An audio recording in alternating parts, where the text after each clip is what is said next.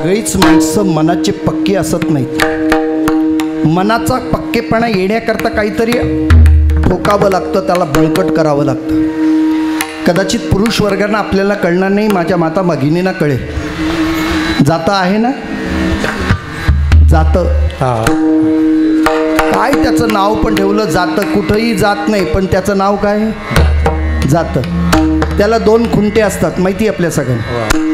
जीव शिव 2 खुंटे गे प्रपंचाचे नेटे गे, लावून 5 बोटे गे तू ये रे बा विठ्ठला. सगळ्यांना कळलं आता कुठले खुंटे 2. एक मधला खुंटा आणि दुसरा शिव बाहेरचा खुंटा. हा शिव खुंटामध्ये असतो आणि जीव खुंटा कळतं ना आपल्या सगळ्यांना. बाई जेव्हा जातं दळायला घेते तेव्हा त्या खुंट्याला त्याच्या दगडाने काय करते, पहिलं बोलत चला तुम्ही, ठोकते. नुसतं ठोकते का हो नाही, ते बळकट झालं का ती हलवून बघते. तिच्या लक्षात आलं की तुमच्या जर असं नाही हलवलं तर त्या बाईला माहिती आहे हे जर निसटलं तर दात पाडेल. मग त्याला काय करते, बळकट करते. म्हणजे आता लक्षात आलं, त्याला ठोकून त्याला बळकट करते. तू हलता कामा नाही, कुठपर्यंत सगळं जात्याचं हे दळण पूर्ण होईपर्यंत तुला ठाम राहायला लागेल. यदा कदाचित तिला वाटलं काही हलतंय म्हणून पुन्हा दगड घेते आणि ठोकते. आता समजलं तुम्हाला कोणाला ठोकायला लागतं, बोला ना. कुणीतरी बोललं इकडं जीवाला ठोकायला लागतं, कारण तो खुंटा कुठला आहे, जीव खुंटा. मग ठोके कुणाला, बोला लवकर आता तरी, जीवालाच. आपल्या जीवाला ठोकेत म्हणून बळकट होण्याकरता त्या मनाला सांगितलं होई बळकट, माझ्या मनात तोरे धीट. आणि तू जर धीट झालास, मी घेतलेली प्रतिज्ञा अशी आहे, मी त्यांच्या पायावरनं मस्तक बाहेर काढणार नाही, त्यांच्या विचारापासून पदच्युत होणार नाही.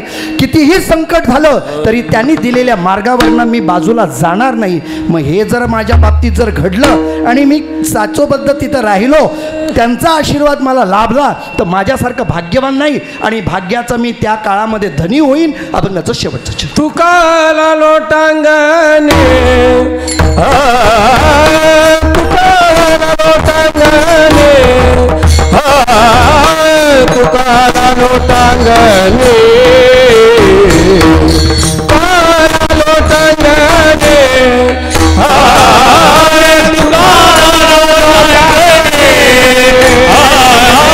तुकाला लोटांगणे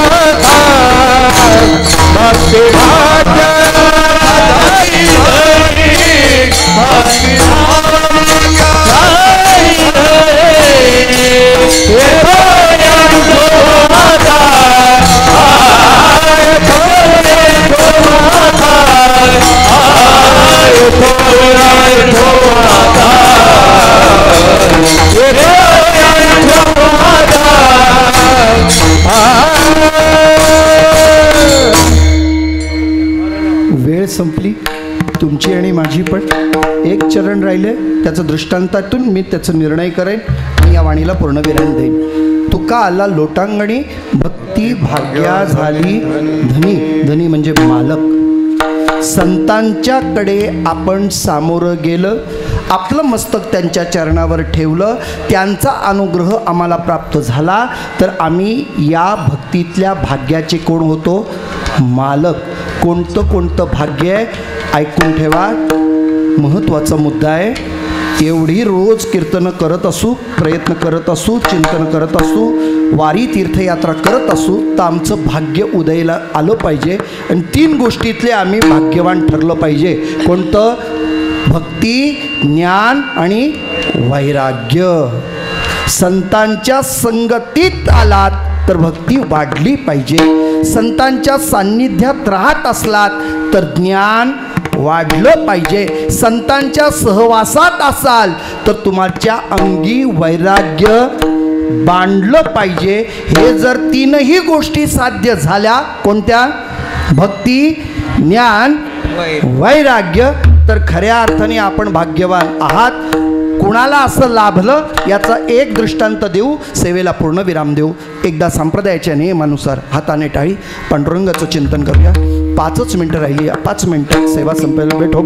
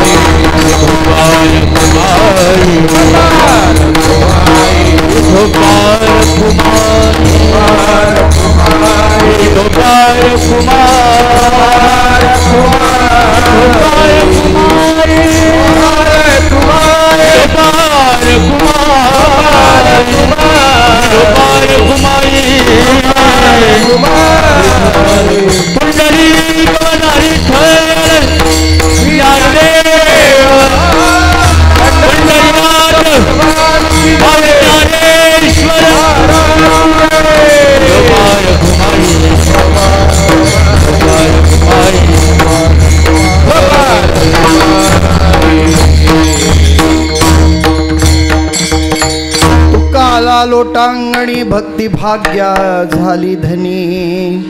येथून अनुठो माथा मरण वाचोनी सर्वथा. एक उदाहरण, एक संत सांगत बसलो तो वेळ जाईल. एकच संतांमध्ये तीनही गोष्टी आपल्याला पाहायला मिळतील. गोरोबा काकांकडे पहा. पहिलं क्रमशः आपण त्याचा विचार करू. भक्ती गोरोबा काकांकडे सिद्ध होती. कशावरून? या भक्तीच्या बळामुळेच गोरोबा काकांचे हात तुटल्यानंतर संसार उघडा पडल्यावर त्या संसाराला सावरण्याकरता माझा पंढरीशी परमात्मा विठू कुंभार या नावानं तेरला आला आणि गोरोबा काकांच्या भजनामध्ये स्वतः माती मळू लागला, मडकी घडवू लागला, बाजारात नेऊन विकू लागला. किती गोरोबा काकांची भक्ती होती की देवाला सुद्धा इथं येऊन राबावं लागलं. काय भक्ती होती? मग जनाबाईकडे देव आला का? भक्ती होती. त्या जनाबाईनं शिव्या दिल्या तरी देवाला गोड वाटायच्या, भक्ती होती. मला एकच विधान करायचंय. त्यांच्या घरातली सगळी न सांगता करी सर्व कामे. हे भक्त म्हणून लक्षात घ्या. काडी धर्मा घरी उचिष्ट ते भक्ती म्हणून पाहते पांडव परी त्या देवासी. ही भक्ती आहे. कल्पना करा, गोरोबा काकांकडे भक्ती होती. हे लक्षण मी एवढ्या पुरताच बोलतो. भक्ती विस्तारित झाली. माझ्या पंढरीच्या पांडुरंगालाच नाही तर सपत्नी यावं लागलं. इतकंच नाही, त्या गरुडालाही यावं लागलं आणि गाढव व्हावं लागलं. म्हणजे भक्तीचं एक बळ काय निर्माण होतं ते पहिलं चिंतन सांगितले. भक्ती, पुढे पुढे बोललो ज्ञान. गोरोबा काकांकडे ज्ञान होतं. कशावरून? सगळे संत तिथे आले होते. सगळ्या संतांनी नामदेवांना आधार्यू म्हणून मानलं. देवाचे लाडके भक्त वयोवृद्ध म्हणून निवृत्ती दादांनी पाया पडावं, ज्ञानोबारायांनी पाया पडावं, सोपानांनी पाया पडावं, सावतामाळ्याने पाया पडावं, चोखामेळ्याने पाया पडावं. सगळे त्यांच्या पुढे नतमस्तक झाले. पण नामदेव महाराज वाकले नाही. न वाकलेल्या या नामदेवांकडे बघून मुक्ताबाईनं ते हेरलं आणि म्हणे देवाचा संग झाला पण अभिमान गेला नाही. जो वाकत नाही त्याचा अर्थ त्याच्याकडे काय आहे? अभिमान आहे. मग कमीत कमी दुसरा नमस्कार करतो, एक थोडा का होईना पण आपलं मस्तक खाली वाकलंच पाहिजे. आणि जी माणसं वाकून राहतात ना, समजायचं त्यांच्याकडे आहे. आणि जी उगाचच वर करून चालतात ना, त्यांच्याकडं नसेल. तर तुमच्याजवळ उदाहरण घेतो. रात्रीचं उदाहरण देत नाही पण ते मी बोलतो. विंचवाच्या नांगीमध्ये काय असतं? विष. किती असतं? अशी थोडंसं, पण नांगी वर करून चालतो.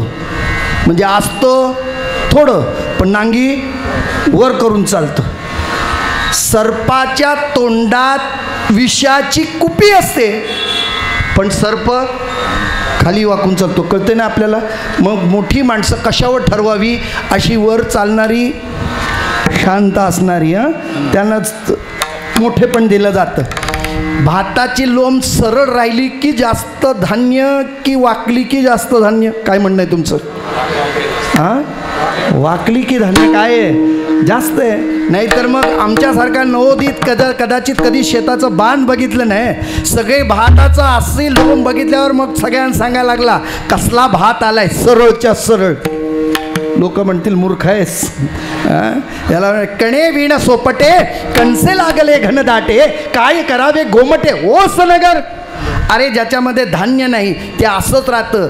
ज्याच्यात वीज धारणा झाली आहे, धान्य आहे, ती लोंब काय होते? वाकते. नामदेव वाकले नाहीत. जनाबाई मुक्ताबाईने पाहिलं आणि मुक्ताबाईने त्यावेळेला सांगितलं, काका मडक्याची परीक्षा करता येते तुम्हाला? कच्चा मडका पक्का मडका तुम्ही जाणता. यातले कोण कच्चं आहे आणि कोण पक्का आहे ते तपासा, आणि जे कच्चे आहेत त्यांना परत आव्यात घाला. तुम्हाला माहिती आहे ना तिथं काय झाली आहे? परीक्षा झाली. परीक्षा मुक्ताबाईंनी काकांना सांगावी, आणि ज्ञानोबरायांसारखे महात्मे त्या ठिकाणी असताना गोरोबा काकांनी सगळ्यांच्या डोक्यावर फा मारून त्यांची काय घेतली? परीक्षा. मी अजून पुढं बोलू? बरं आहे, आता तशी काही परीक्षा आमच्याकडं नाही. कुणी फेटा बांधला तरी म्हणजे जमलं तर, म्हणजे मी असं म्हणतो मग बाकी कुणाचं बोलायचं नाही. मी तरी त्या परीक्षेत पास होईल याची मला काय गॅरंटी नाही. म्हणजे आता कल्पना करा, कधीतरी अंगावर शहारे येतात, परीक्षा द्यायला माणसं तयार नाहीत. इयत्ता 8वीपर्यंत सगळे काय परीक्षा आहे? परीक्षाच राहिली नाही. आता जाऊ द्या, मला का सांगायचं आहे, परीक्षा करणारे कोण होते?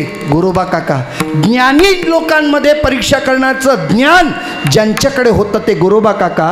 म्हणून दुसरं वर्मत आपण सांगितलं, ज्ञान जेव्हा भक्त सहोदर संत येतात त्यावेळेला माणसाचं ज्ञान वाढतं. वेठाला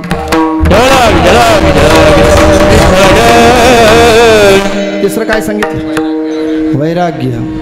भक्ती, ज्ञान आणि वैराग्य. गोरोबा काकांकडे वैराग्य होतं. कशावरून? चरित्र चिंतन मी करत नाही, विस्तारित करणार नाही, अल्पशा वेळेत सांगतो. गोरोबा काकांचं लग्न झालं, एक बाळ पायाखाली तुडवला गेला.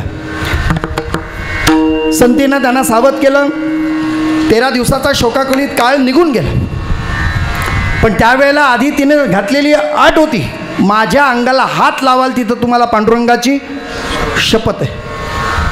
त्यामुळे 13 दिवसाचा शोकाकाळ निघून गेला, पण संसार पुन्हा जमेना, संसाराला वृद्धी येईना. घर कुटुंबाला, या कुटुंबाला पुढे कुळदीपक हवं आहे, या हेतू पुरस्सर संतीनं आपल्या वडिलांजवळ याचना केली आणि आपली लहान बहीण सवत म्हणून घ्यायला ती स्वीकारायला तयार झाली.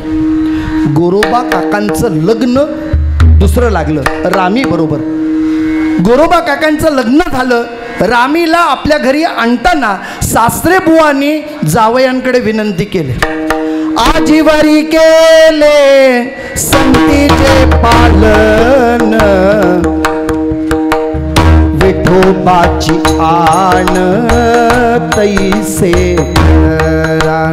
काय म्हणाले सासरे बुवा? म्हणाले, जावई बापू, माझ्या पहिल्या मुलीचा संतीचा तुम्ही सांभाळ केलात, आजीवरी केले संतीचे पालन, विठोबाची आण तैसे करा. म्हणजे काय? तिच्यात अंतर ठेवू नका, तिला पण तसंच प्रेम द्या, तसंच तिला वागवा. कसं कसं? संतीला वागवलं तसं. तिला स्पर्श करायचं नाही. मग आता बोला लवकर, हिला पण स्पर्श करायचं नाही. 15 दिवस गेले, महिना गेला. शेवटी रामी ताईला बोलायला लागली, काय गं ताई, कशासाठी संसाराला मला इथं आणलंस? तुझ्या आयुष्याचं वाटोळं केलंस, माझंही आयुष्य निघून गेलं. का? असं का केलंस? म्हणे काय झालं? म्हणे जर स्पर्श होत नाही तर पुढे उत्पत्तीचा विचार दूर राहिला. ती म्हणाली, असं संतीनं तिला घेतलं नाही. काकांकडे आले. का हो, मी तुम्हाला शपथ घातली, तुम्ही मला स्पर्श करत नाही हे मान्य आहे. माझ्या बहिणीचा काय दोष होता, तिला का तुम्ही स्पर्श करत नाही?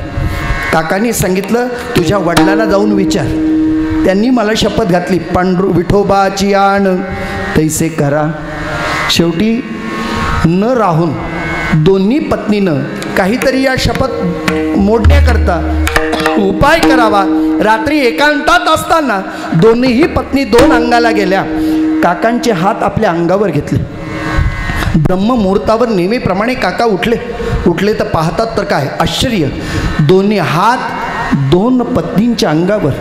आपल्या या हाताने कसं का होईना पण अपराध केला, पांडुरंगाची शपथ मोडली. याला शासन झालं पाहिजे, शिक्षा झाली पाहिजे. विळा घेतला, घरामध्ये गेले, एका खांब्याला करकचून तो विळा बांधला, 2 हाताची घट्ट मिठी केली, मागचा पुढचा विचार केला नाही, एकदाच आपटले आणि हाताचे तुकडे बाहेर पडले. वैराग्याचा मेरू तो गोरा कुंभार, वैराग्याचा मेरू तो गोरा कुंभार, तोडियले कर आणि साठी, तोडियले कर आणि साठी. वैराग्याचा मेरू याचा अर्थ वैराग्य. काय काय आलं तुका गोरोबा काकांकडे? भक्ती, ज्ञान आणि वैराग्य. आता हे याच्यावर पकड बसणं, ते अधिकाराखाली येणं म्हणजे त्यांचा मालक होणं, म्हणजे त्यांचा धनी होणं. संतांना सामोरं गेल्यानंतर, संत संगतीत संत सहवासात राहिल्यानंतर आम्हाला या गोष्टीची प्राप्ती होते. अशी प्राप्ती तुम्हाला आणि मला व्हावी यासाठी हे सगळं नियोजन. वाङ्मयीन सेवेला मी इथे पूर्णविराम देतो. माझ्या परमार्थातले प्रेमादरणीय सस्नेही या परिसरातलं एक वैभवभूषण ज्याला म्हटलं जातं, आदरणीय हरिभक्तीपरायण मोहन महाराज म्हात्रे महाराजांनी या मोठ्या कार्यक्रमाच्या प्रसंगामध्ये माझ्या सेवेचं अंतर्भाव या कार्यक्रमाच्या अंतर्गत ठेवला होता. मला वाटतं ही माझी दुसरी वेळ आहे, कारण प्रसंगाने ते काळ बघितलं, पण त्यावेळेला हे मंदिर नव्हतं, तेव्हा कदाचित ते जुनं मंदिर असावं. रामकृष्ण महाराजांनी मला ते एकदा आणलं होतं आणि ही दुसरी वेळ. तुम्हा मायबापांच्या दर्शनाचा योग आला. खूप गायनाचार्य अतिशय सुंदर आहेत, वक्ते या ठिकाणी उपस्थित आहेत. सगळ्यांचं नाम उल्लेख करत नसलो तरी सर्वांप्रती सद्भावना व्यक्त करतो. ज्यांनी या कार्यक्रमाचं नियोजन केलं, या कुटुंबियांना, त्या परिवाराला, नवे ते आयोजक मंडळाला, सगळ्यांना खूप खूप धन्यवाद देतो. आपणा सर्वांच्या पवित्र चरणाला प्रणिपात करतो आणि वाणीला इथेच पूर्णविराम देतो. जाता जाता 1-2-3 मुद्दे सांगतो आणि लगेच वाणी शेवट करतो. आज आपण हिंदू म्हणून जगण्याकरता आजची काळाची गरज आहे. एकसंघ आज जर आम्ही नाही लायलो तर पुढे येणारा जो काळ असेल तो फार भयानक असेल. आपल्याला बांगलादेशाचं उदाहरण आपल्याला पाहायला मिळतं. आज तुमच्या परिसरात घडलेल्या काही दुर्घटना आपल्याला पाहायला मिळतात. तेव्हा या सगळ्या गोष्टीकडे आपण कटाक्षाने लक्ष द्यावं. इतकंच नाही, पालक म्हणून तुमची आणि माझी नैतिक जबाबदारी आहे. याहीपेक्षा मी पुढे जाऊन सांगतो, आम्हाला लोकांच्या गुणदोषाच्या चर्चा करायला आवडत असतील तर कधीतरी धीट व्हा, खंबीर व्हा आणि एखादी दुर्घटना घडत असेल, होणाऱ्या परिणामाला सामोरं जाण्याचा कुटुंबाला येत असेल तर त्यासाठी सुद्धा आपण काहीतरी, आपल्याला वाईटपणा आला तरी चालेल पण ते सांगत जा. आज काय होतं, आई वडिलांच्या समोर फक्त मुलांवर केलेले संस्कार असतात, पण संस्कार फार काळ टिकतील किंवा त्या याच्यामध्ये येतील असं नाही. कधी कधी वाईट गुणाचा एवढा शिरकाव होतो की चांगल्या गुणावर पाणी फेरलं जातं. मला फक्त तुम्ही खरंच सांगा, कसं बघा, वाईट गुण थोडंसं येतं पण चांगल्या गुणावर पाणी. 5 किलोचं तुपाच्या डब्यात चमच्याभर रॉकेल ओतलं, परिणाम कुणावर होईल? रॉकेलवर का तुपावर? तूप किती आहे? 5 किलो. रॉकेल किती आहे? चमच्याभर, अर्धा चमचा म्हणा, पण परिणाम किती वाईट होतो. आज तसं विचार केला तर गुणाची संपत्ती आपल्याकडे भरपूर असतो. एखादा अवगुण असा कधीतरी येतो आणि त्याचा परिणाम सगळं होतं. उदाहरण सांगायचं झालं तर आपल्यासाठी मी बोलून जातो, आपल्या आजूबाजूला शेजारी मुलं मुली कुठेतरी काहीतरी वाह्यात करत असतील, आपल्या दृष्टिक्षेपात आलं, तुम्हाला चाहूल लागली तर त्या पालकांना जाऊन किमान सांगण्याचा प्रयत्न करा. वाईटपणा आला तरी चालेल, पण होणाऱ्या दुर्घटनेपासून तरी कदाचित तो परिवार वाचेल. नव्हे होणाऱ्या या परिणामाला आज काही मुलं व्यसनी झाली. मी पुन्हा ज्येष्ठांना बोलून जातो, आपल्या सगळ्यांसाठी सांगून जाईन बरं का, नुसती आपण माळ घातली, आपल्या परिवारातला कुणाला तरी माळ घातली चालत नाही. परंपरा त्याचे खोळ शुद्ध, आपल्या परंपरेमध्ये ते आलं पाहिजे. आपण जर येत असाल तर आपल्या नवोदित सुनांना इथं आणा, नव्हे त्या मुलांना इथं आणण्याचा प्रयत्न करा. आपणच परमार्थ केल्या त्यात नवल नाही, त्यांना त्या परमार्थाची गोडी लागली पाहिजे. ही काही वचनं आमच्या कानावर पडली पाहिजे, तरच आमच्यामध्ये क्रांती होईल, बदल होईल. मी या निमित्तानं सांगून जाईन की या हिंदू तत्वाच्या विरोधात असलेलं कार्यसुद्धा आपल्याला कधीतरी उघड्या डोळ्यांनी बघावं लागेल. त्यावेळेला एक संघ, याच्या पलीकडे दुसरा पर्याय नाही. तुका म्हणे जिणे भले संत संघष्टने. का संघष्टन म्हटलंय, संतच का म्हटलंय, या जगात सत्मार्ग ते दाखवतात, त्याला सतधार यती इति संत. हा सत्याचं अवलंबन करणारे संत आहेत, म्हणून संत विचारांना प्राधान्य द्या, संतांच्या मतीनं चाला. म्हणून अशा संतांच्या पायावर आपलं मस्तक ठेवा, विनम्र व्हा, आपलं रक्षण करा, जगाचं रक्षण करा. ज्ञानेश्वर